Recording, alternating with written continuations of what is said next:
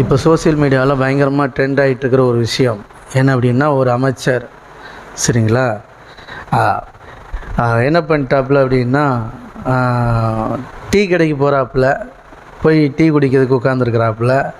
அப்போ உட்காந்துருக்கும்போது அங்கே ஒரு சகோதரி, படிக்கிற ஒரு வாலிப சகோதரி வந்து ஒரு மனு கொடுக்குறாப்புல. இந்த மனுவில் என்னம்மா எழுதிருக்குன்னு கேட்குறாப்புல.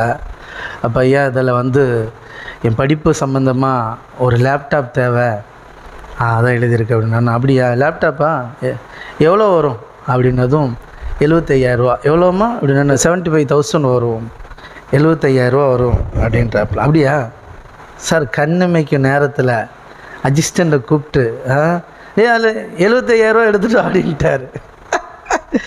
75,000 எடுத்துகிட்டு வந்துட்டார். எப்படி எடுத்துகிட்டு சொல்லிவிட்டு இந்த மனு இருக்கு இல்லையா, மனுத்துக்கு இந்த அப்படி மனுவேன், இது எடுத்துக்கு மனு, இதுக்கு மனு அப்படின்ட்டு 75,000 உடனே ஆமாம் கெட்டு 2 கெட்டு ஆமாம் வெயிட்டை பார்த்துட்டு இந்தாம்மா நல்லா படிக்கணும், என்ன நல்லா படித்து பெருமை சேர்க்கணும் அப்படின்னு கொடுத்துட்டார்.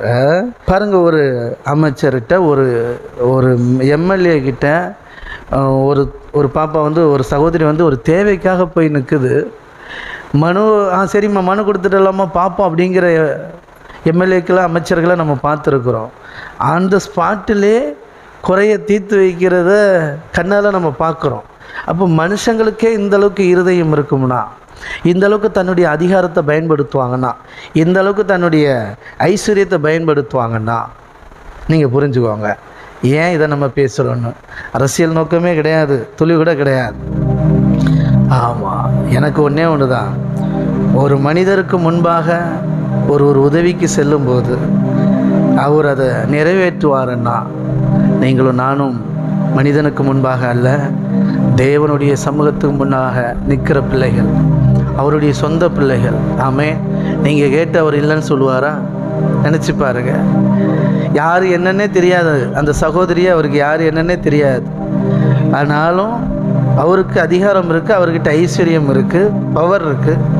உடனே அந்த 75,000 கெட்டாக எடுத்து கொடுத்துட்டார். 2 கெட்டு கத்தையே வாங்கிட்டு போயிட்டு. சரிங்களா?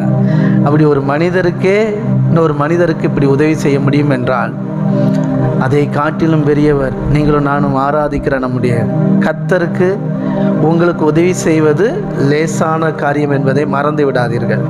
மறுபடியும் சொல்கிறேன், தேவன் நினச்சா உங்கள் ஒட்டுமொத்த பிரச்சனையும் ஒரே பேமெண்ட்டில் செட்டில் பண்ண முடியும். ஆனாலும் ஏன் நடக்கலைன்னு மட்டும்தான் யோசிக்கணும். ஏன் நடக்கலை, எல்லாம் காரணமாக தான். ஆமேன். ஆமாம், நடக்கும். ஆமேன், கட்டாயம் நடக்கும். விசுவாசிக்கிறீங்களா? ஆமேன், ஆமேன், ஆமேன். ஓ தேங்க்யூ டாடி, ஹல்லேலூயா. இப்போ இந்த பாட்டை பாடுங்க, உங்கள் இருதயத்தின் ஆழத்திலிருந்து உணர்ந்து. முன்னே எனக்கு நிறைவான மகிழ்ச்சி உண்டு, அருகில் எப்போதும் நித்திய பேரின்பம் உண்டு. முன்னே எனக்கு நிறைவான மகிழ்ச்சி உண்டு, அருகில் எப்போதும் நித்திய பேரின்பம் உண்டு. நிறைவான மகிழ்ச்சி நீரே, நித்திய பேரின்பமே. நிறைவான மகிழ்ச்சி நீரே, நித்திய பேரின்பமே. ஆராதனை உமக்கே, ஆராதனை உமக்கே. ஆமென். ஆராதனை உமக்கே,